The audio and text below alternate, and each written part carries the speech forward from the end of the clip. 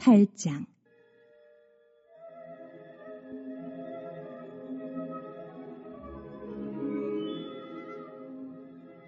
여호와께서 모세에게 이르시되 너는 바로에게 가서 그에게 이르기를 여호와의 말씀에 내 백성을 보내라. 그들이 나를 섬길 것이니라. 내가 만일 보내기를 거절하면 내가 개구리로 너의 온 땅을 치리라. 개구리가 나일강에서 무수히 생기고 올라와서 내 궁과 내 침실과 내 침상 위와 내 신하의 집과 내 백성과 내 화덕과 내 떡반죽 그릇에 들어갈 것이며 개구리가 너와 내 백성과 내 모든 신하에게 기어오르리라 하셨다 하라. 여호와께서 모세에게 이르시되 아론에게 명령하기를 내 지팡이를 잡고 내 팔을 강들과 운하들과 모두 위에 펴서 개구리들이 애굽 땅에 올라오게 하라 할지니라. 아론이 애굽 물들 위에 그의 손을 내밀매 개구리가 올라와서 애굽 땅에 덮이니 요술사들도 자기 요술대로 그와 같이 행하여 개구리가 애굽 땅에 올라오게 하였더라. 바로가 모세와 아론을 불러 이르되 여호와께 구하여 나와 내 백성에게서 개구리를 떠나게 하라. 내가 이 백성을 보내리니 그들이 여호와께 제사를 드릴 것이니라. 모세가 바로에게 이르되 내가 왕과 왕의 신하와 왕의 백성을 위하여 이 개구리를 왕과 왕궁에서 끊어 나일강에만 있도록 언제 간구하는 것이 좋을는지 내게 분부하소서. 그가 이르되 내일이니라. 모세가 이르되 왕의 말씀대로 하여 왕에게 우리 하나님 여호와와 같은 이가 없는 줄을 알게 하리니 개구리가 왕과 왕궁과 왕의 신하와 왕의 백성을 떠나서 나일강에만 있으리이다 하고 모세와 아론이 바로를 떠나 나가서 바로에게 내리신 개구리에 대하여 모세가 여호와께 간구하매 여호와께서 모세의 말대로 하시니 개구리가 집과 마당과 밭에서부터 나와서 죽은지라. 사람들이 모아 무더기로 쌓으니 땅에서 악취가 나더라. 그러나 바로가 숨을 쉴 수 있게 됨을 보았을 때에 그의 마음을 완강하게 하여 그들의 말을 듣지 아니하였으니 여호와께서 말씀하신 것과 같더라.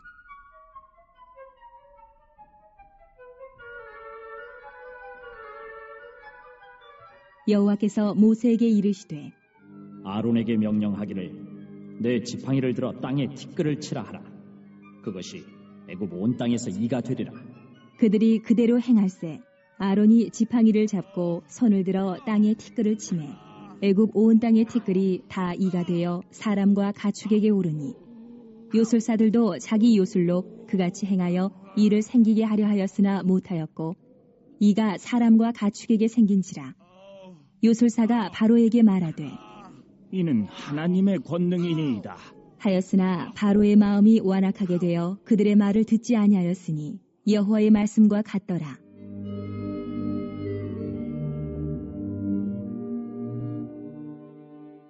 여호와께서 모세에게 이르시되 아침에 일찍이 일어나 바로 앞에 서라.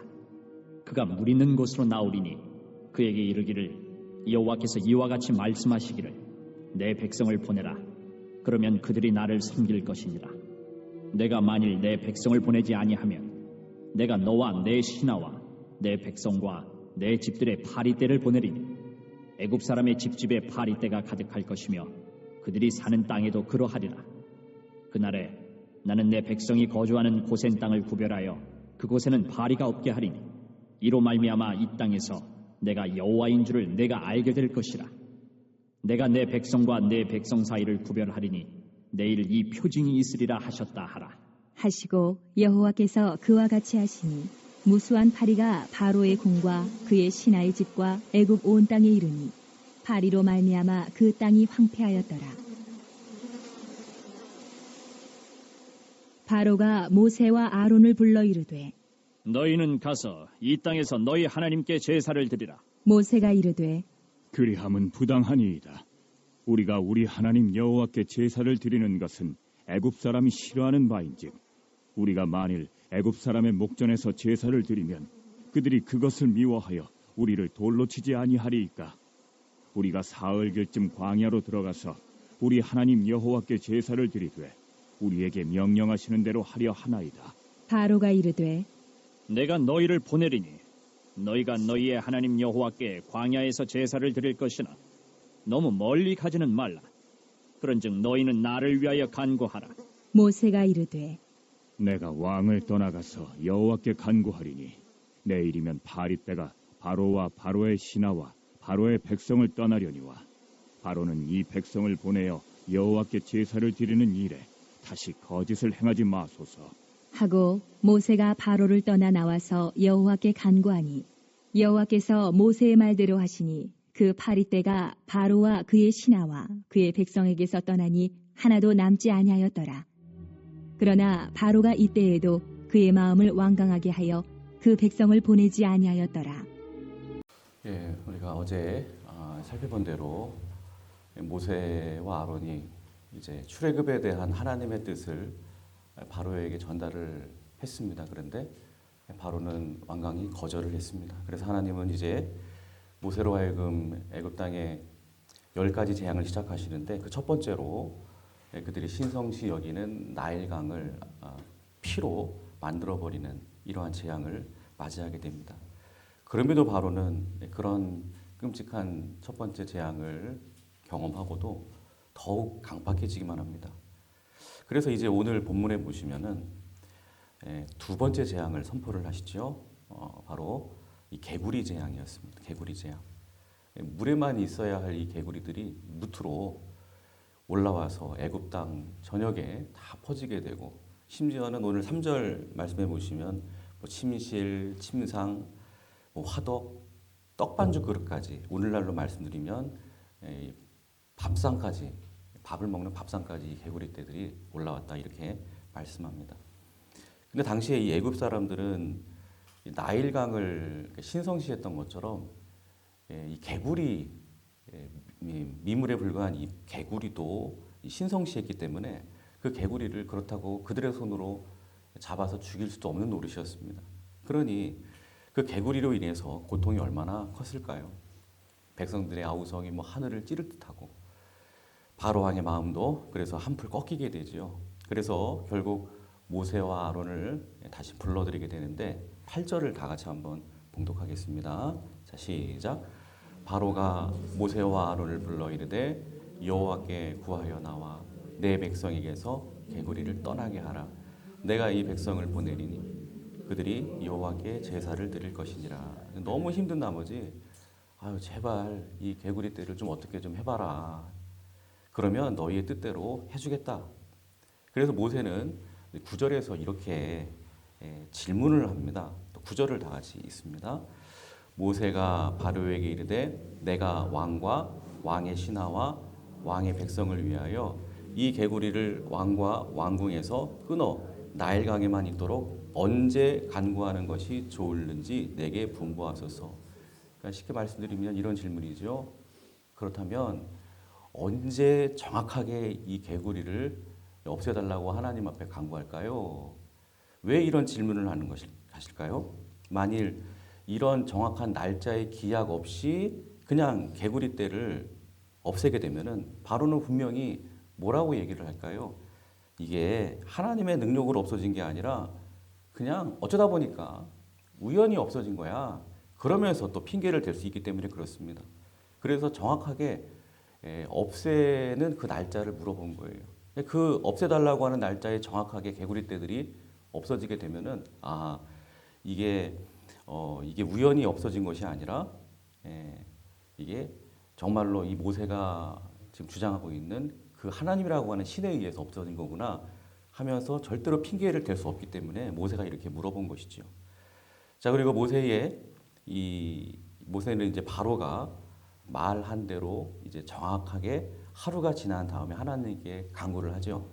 그래서 그 많은 개구리들이 다 죽임을 당하게 됩니다. 그리고 그 죽은 개구리 시체로 말미암아 정말 온 땅에 이 악취가 진동을 하게 되죠. 자, 그러면은 이제 바로의 입장에서는 본인이 없애달라는 그 날짜에 정확하게 이 개구리떼들이 전멸되었으니 이제 인정을 해야겠죠. 이 개구리떼가 우연히 없어진 게 아니라 정말 하나님이 내리신 재앙으로 발생했다가 또 하나님이 또 정확하게 이렇게 다 없애주신 거구나 이렇게 믿고 하나님을 두려워해야죠. 그리고 백성들을 내보내야 됩니다. 그런데 15절을 한번 또 읽어보겠습니다. 시작. 그러나 바로가 숨을 쉴 수 있게 됨을 보았을 때에 그의 마음을 완강하게 하여 그들의 말을 듣지 아니하였으니 여호와께서 말씀하신 것과 같더라. 이제 개구리 재앙도 어느 정도 수습이 되고 숨통이 트여지게 되니까 언제 그랬냐는 듯이 또 말을 바꾸더라는 것입니다. 당장에 그 눈앞에서의 그 고통이 사라지게 되니까 마음이 변한 것이지요. 근데 안타깝게도 이 같은 이 바로의 변덕으로 인해서 이제 애굽은 계속해서 하나님의 재앙이 임하게 되죠. 세 번째, 네 번째, 그리고 점점 그 강도는 세지게 되는 것을 우리는 이제 보게 될 것입니다. 여러분, 때로 하나님께서는 우리에게 작은 경고를 주시죠. 애굽 땅의 첫 번째 재앙, 두 번째 재앙을 주신 것처럼 처음에는 그 고통의 그 강도가 그렇게 세지 않습니다. 비교적 심각하지 않은 고통을 통해서 우리를 경고하실 때가 있습니다. 그럴 때 우리는 어떻게 해야 됩니까? 귀를 열어야 되겠죠. 그래서 C.S. 루이스라는 사람은 이런 말을 했습니다. 고통은 바로 하나님의 음성을 들을 수 있는 확성기이다.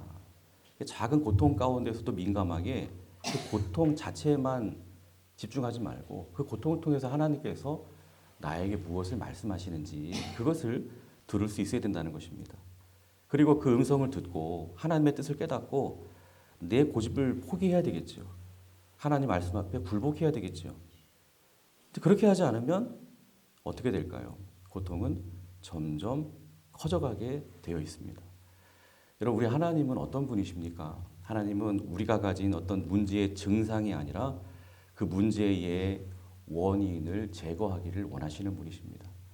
쉽게 예를 들면 우리가 어떤 병에 걸렸을 때에 그 질병으로 말미암은 고통스러운 증상들이 있지 않습니까? 우리는 당장에 그 증상만 생각하면서 견디기 힘드니까 그 증상을 제거해달라고 아우성칩니다. 그러나 하나님은 그 질병의 원인이 제거되지 않은 한, 증상은 일시적으로는 진통제 먹고 해열제 먹고 그렇게 해서 잠시 동안은 가라앉게 할 수는 있을지 모르겠지만 이 질병의 근본적인 원인이 제거되지 않으면 금방 또 그 고통은 반복될 수밖에 없습니다. 아니, 어쩌면 그 고통은 더 심화되어 갈 수밖에 없는 것이죠. 그래서 하나님은 우리가 속히 깨닫고 당장의 고통에만 아우성칠 것이 아니라 그 원인이 무엇인지를 겸허하게 돌아보기를 원하시는 것입니다. 여러분, 때론 고통이 올 때 오늘 이 바로왕처럼 고통에만 집착하면서 당장의 그 고통만 벗어나려고 그렇게 막 임기응변식으로 하지 마시고 고통을 통해서 하나님께서 정작 나에게 뭘 말씀하고 싶어 하시는 건지, 그 고통을 통해서 나로 하여금 무엇을 깨닫고 회개하게 하시려고 하시는 것인지 여러분, 그것을 깊이 돌아볼 수 있는 지혜가 있으시기를 바랍니다. 이 지혜가 없으면 우리는 이 본문의 바로왕처럼 될 수밖에 없는 거예요. 고통이 있으면 그냥 그 고통에만 심취해가지고 그것만 힘들어서 고통 좀 제거해달라고 막 부르짖다가 그러다가 고통이 사라지면 또 언제 그랬냐는 듯이 그 죄를 또 반복하는 거예요. 근본적인 그 죄의 원인을 제거하지 않기 때문에, 회개하지 않기 때문에 계속 반복하고 또 반복하는 것입니다. 오늘도 기도하시면서 눈앞에 보이는 고통, 그것만 보지 마시고 그 고통 너머에 계시는 그 하나님의 뜻에 집중하면서 하나님께서 우리의 문제의 이 증상이 아니라, 이 고통이 아니라 그 원인 자체를 제거해 주시도록 오늘 기도하시며 더욱 깊은 회개의 자리로 나아가실 수 있는 저와 여러분들이 되시기를 바랍니다. 그리고 16절부터 19절에 보시면 이렇게 돌이키지 않는 바로왕에게 이제 세 번째 재앙이 내려집니다. 16절 읽겠습니다. 여호와께서 모세에게 이르시되 아론에게 명령하기를 내 지팡이를 들어 땅에 티끌을 치라 하라. 그것이 애굽 온 땅에서 이가 되리라. 자, 어떤 재앙이죠? 바로 이 재앙이죠. 이 첫 번째 재앙과 두 번째 이 개구리 재앙은 이제 하나님께서 물을 저주하게 하심으로 나타난 재앙이라고 한다면, 세 번째 재앙은 땅을 저주하는 가운데 이 땅을 향하여 또 모세가 지팡이를 칠 때 그때 내려진 재앙입니다. 지팡이로 땅에 티끌을 치는 순간 이제 그 티끌이 이가 되죠. 이로 변하게 됩니다. 그리고 이가 바로 왕을 비롯한 애굽의 모든 백성들에게 달라붙게 되고 괴롭히게 되지요. 그런데 여러분 오늘날에도 몸이나 이 옷에 이가 있다고 한다면 우리는 굉장히 혐오스럽게 생각을 하잖아요. 이런 현상은 예전에 아주 과거 목욕이나 세탁을 제대로 할 수 없었던 그런 가난했던 보릿고개 시절을 생각하면서 아니 어떻게 요즘에도 이렇게 몸에 이가 있어 그러면서 아주 끔찍하게 생각을 하는데 당시 애굽 사람들도 마찬가지였습니다. 그들이 가장 천하게 생각하면서 업신여겼던 그런 모습이 있었는데 그게 바로 몸에 이 벌레를 키우는 모습이었다고 합니다. 그래서 따뜻한 양지에 앉아서 자신의 옷을 털면서 이를 막 이렇게 잡고 있는 이런 아주 가난하고 헐벗고 굶주린 그런 사람들을 보면 가장 수치스러운 모습으로 가장 천박한 모습으로 그렇게 막 하며 손가락질을 하고 그게 애굽 사람들이었다는 거예요. 근데 보세요. 그들이 그렇게 가장 멸시하고 천박하게 여기는 그 모습을 그들이 스스로 하고 있는 신세가 되었다는 것이죠. 모든 백성들로부터 모든 신하, 술객, 심지어는 스스로 신성시하고 그렇게 왕으로 그 하나님으로 자처하던 이 왕에까지 그렇게 모두 앉아서 이렇게 옷을 털고 이를 잡아야 했다는 것입니다. 그동안 그렇게 하나님의 백성들을 핍박하면서 막 거만을 떨면서 그렇게 잘난 척하던 바로 왕과 그 모든 애굽 사람들이 이런 비참한 모습을 하고 있는 것을 한번 상상해 보시기를 바랍니다. 그러니까 우리 하나님께서는요 이런 분이세요.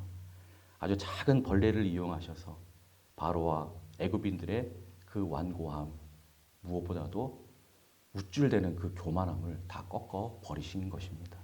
사도행전 12장에도 보시면 비슷한 그런 모습을 우리는 보게 되죠. 헤롯 왕이 교만해가지고 막 내가 하나님이다. 하나님의 영광을 막 가로챕니다. 그렇게 될 때 그 교만한 헤롯 왕이 어떻게 되죠? 오늘 이 바로 왕과 이 애굽 사람들을 이 교만한 이들을 이 작은 미생물로 이로 그렇게 막 고통을 주시는 것처럼 그런 헤롯 왕을 교만한 헤롯 왕을 아예 그냥 그 벌레에게 잡아먹혀서 죽임을 당하시게까지 그렇게 하시는 것을 우리는 보게 됩니다. 이런 우리 하나님은 하나님 말씀 앞에 겸손하게 순복하며 오직 하나님을 높이는 자를 역시 높여주시는 분이십니다. 그러나 바로처럼 하나님을 무시하고 하나님의 준엄한 명령을 업신여기는 그러한 자는 세상에서 가장 비천한 상태에 빠지게 하시고 결국에는 하나님 앞에 굴복할 수밖에 없도록 그렇게 하시는 분이신 것입니다. 여러분 오늘도 모든 여러분들의 삶 속에서 모든 상황 속에서 잊지 마십시오. 첫째도 겸손, 둘째도 겸손, 셋째도 겸손함으로 그렇게 하나님 앞에 사람들 앞에 살아가는 모습이야말로 오히려 하나님께서 나를 높여주시고 또 나를 존귀하게 만들어주시고 나를 귀하게 사용해 주시는 가장 복된 길임을 기억하시고 주님 앞에서 더욱더 겸손의 길로 나아갈 수 있는 저와 여러분들이 되시기를 주님의 이름으로 부탁을 드립니다. 자, 그리고 18절부터 보시면 이제 자, 이 세 번째 이 재앙부터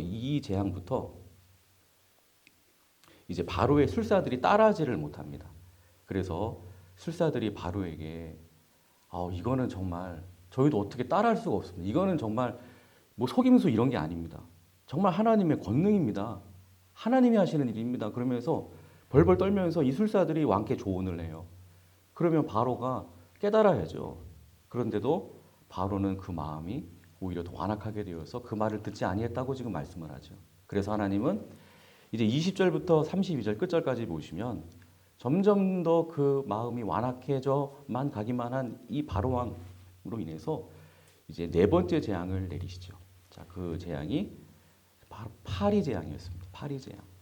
온 애굽 땅에 이 파리가 가득해서 뭐 이게 뭐 볼 수도 없고요. 막 숨도 쉴 수 없을 만큼 너무나도 이게 끔찍한 거예요. 그래서 22절에 보시면 이제 특별히 이 네 번째 파리 재앙부터 이 고센 땅에는 이 재앙이 임하지 않도록 구별하셨다. 이렇게 지금 말씀하죠. 이스라엘 백성들이 살고 있는 고센 땅에만큼은 이제 이 재앙이 임하지 않도록 구별하셨다. 또 이것을 통해서 하나님이 또 사인을 주시는 거죠. 이 재앙이 결코 자연적인 우연으로 발생한 것이 아니다. 봐라. 애굽 땅에만 지금 이런 재앙이 임하고 내가 이 땅 가운데 내보내기를 원하는 이스라엘 백성들이 살고 있는 고센 땅에는 이 재앙이 임하지 않는 것 똑똑히 봐라. 이 뭘 의미하겠느냐. 이스라엘 백성들을 반드시 내가 구별하고 있는 이스라엘 백성들을 반드시 이 땅 가운데 구별하여 내보내라. 이것을 하나님께서 정확하게 이렇게 사인으로 말씀하고 계시는 것입니다. 자, 그래서 이제 이 바로 왕도 이제 그런 사인에 이제 또 마음이 움직이죠. 또 파리 때로 인해서 그 땅이 황폐해지는 그러한 지경에 이르게 될 때 이제 결국 25절에 자, 뭐라고 얘기하죠? 자, 이제 바로와 그 모세와 아론을 불러들여서 이렇게 얘기를 합니다. 한번 25절 읽어보겠습니다. 자, 시작. 바로가 불러 이르되 너희는 가서 이 땅에서 너희 하나님께 희생드리라. 자, 바로를 향한 하나님의 명령은 여러분 뭐죠? 이스라엘 백성들의 완전한 출애굽, 완전한 출애굽. 그 애굽 땅에서 이렇게 제사 드리는 게 아니라 그곳으로부터 사흘길쯤 멀리 가서 하나님께 예배 드릴 수 있도록 그렇게 허락하라는 게 하나님의 바로를 향한 명령이었죠. 근데 오늘 바로는 지금 뭐라고 얘기를 하고 있습니까? 너희는 가서 이 땅에서 사흘길 좀 이 땅에서 멀리 가서 희생을 드리라는 것이 아니라 이 땅에서 즉 애굽 땅에서 너희 하나님께 희생을 드리라. 멀리 나가지 말고 그냥 여기서 예배드리면 안 되겠냐? 이렇게 지금 타협안을 지금 제시를 하고 있는 것이죠. 자, 그래서 27절에 모세가 뭐라고 말합니까? 한번 읽어보겠습니다. 시작. 우리가 사흘길쯤 광야로 들어가서 우리 하나님 여호와께 희생을 드리되 우리에게 명하시는 대로 하려 하나이다. 우리는 오직 하나님께서 명령하신 대로 그대로 하겠다는 것입니다. 하나님의 방법대로 그렇게 예배를 드려야 되겠다. 이렇게 단호하게 얘기하고 있는 것이죠. 자, 그러자 바로는 또 이제 어떻게 얘기를 하는지 보세요. 28절. 자, 시작. 내가 너희를 보내리니 광야에서 예배를 드릴 것이나 너무 멀리는 가지 말라. 예. 그러니까 사흘기쯤 광야로 가서 예배 드리는 것이 너희 하나님의 명령이라면 그렇게 해라. 그러면 그런데 너무 멀리는 가지 마라. 너무 멀리는 가지 마라. 그러니까 바로는 겉으로 볼 때는 지금 하나님께 굴복하고 있는 것처럼 보이지만 그러나 그의 마음은 여전히 하나님의 명령에 굴복하지 않고 있는 그런 완강함이 있다는 것을 우리는 알 수가 있는 것이죠. 그리고 아니나 다를까 어쨌건 뭐 나가라고 하니까 뭐 하나님 말씀 앞에 순종하는 것처럼 이렇게 지금 바로가 반응을 하니까 이제 파리떼를 없애게 됩니다. 이렇게 되니까 또 말을 바꾸죠. 내가 언제 그랬냐 하면서 출애굽을 역시 허락하지 않는 이 바로 왕의 이 모습을 우리는 보게 됩니다. 여러분, 우리가 이 같은 이 본문의 모습을 통해서 또 마지막으로 묵상해 볼 수 있는 것은요. 우리의 영원한 대적자 사탄은요. 항상 이런 식이에요. 그럴듯한 타협안을 제시합니다. 우리가 하나님의 말씀대로 순종하려고 하면 굳이 그렇게까지 안 해도 된다 하면서 그럴듯한 타협안을 제시하면서 하나님의 명령 앞에 순종하지 못하도록 그렇게 유혹을 한다는 거예요. 그래서 이 사탄이 주는 타협안을 가만히 보게 되면 항상 이런 식이에요. 하나님이 주신 명령보다도 우리가 판단하기에 조금 더 쉽게, 조금 더 편리하게, 조금 더 그럴듯하게 이렇게 하면은 하나님의 명령하신 것보다 더 쉽게 할 수 있겠다. 좀 더 편리하게 할 수 있겠다. 이런 판단을 하게 만든다는 거예요. 오늘 바로의 제안처럼 그렇죠? 뭐 힘들게 광야까지 가서 예배 드릴 필요가 있겠냐. 그냥 편안하게 가지 마. 그냥 여기서 예배 드려. 말만 놓고 볼 때는요. 맞는 말이죠. 고생하면서 멀리 가서 예배 드리는 것보다도 그냥 가까운 곳에서 예배 드리는 것이 정말 현명해 보여요. 아주 편해 보이죠. 그러나 여러분, 하나님께서 기뻐하시는 참된 예배는 그 예배가 얼마나 편리하게 드리는 예배이냐, 얼마나 아름답고 얼마나 은혜스럽고 얼마나 감동적으로 드리는 예배이냐, 그런 것들로 결정되는 것 절대로 아니에요.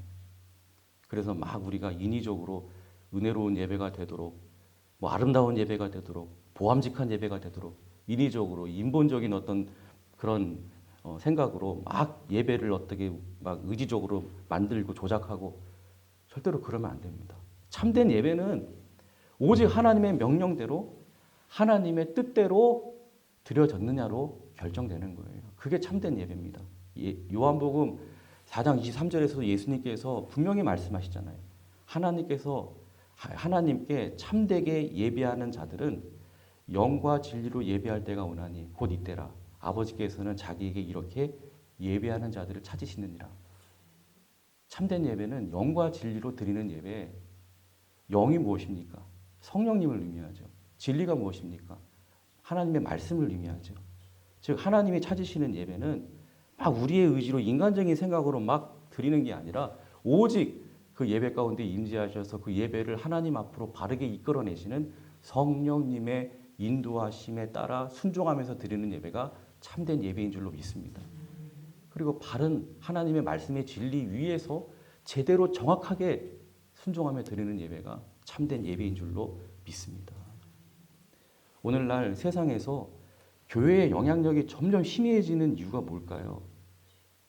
교회의 거룩함을 자꾸 잃어버리기 때문에 그래요. 이게 교회인지 세상 공동체인지 구별이 안 돼요.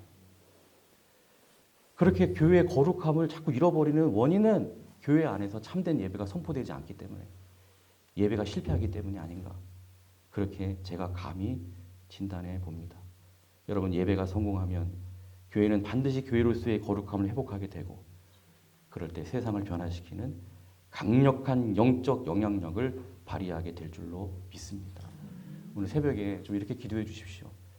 우리 주문진 제1교회에서 드려지는 모든 예배들이 더 나아가 이 땅 가운데 모든 교회에서 드려지는 예배들이 오직 영과 진리로 드려지는 참된 예배로 항상 드려짐으로 말미암아 하나님을 진정으로 기쁘시게 하고 세상을 변화시키는 생명력 넘치는 교회가 되게 하여 주옵소서.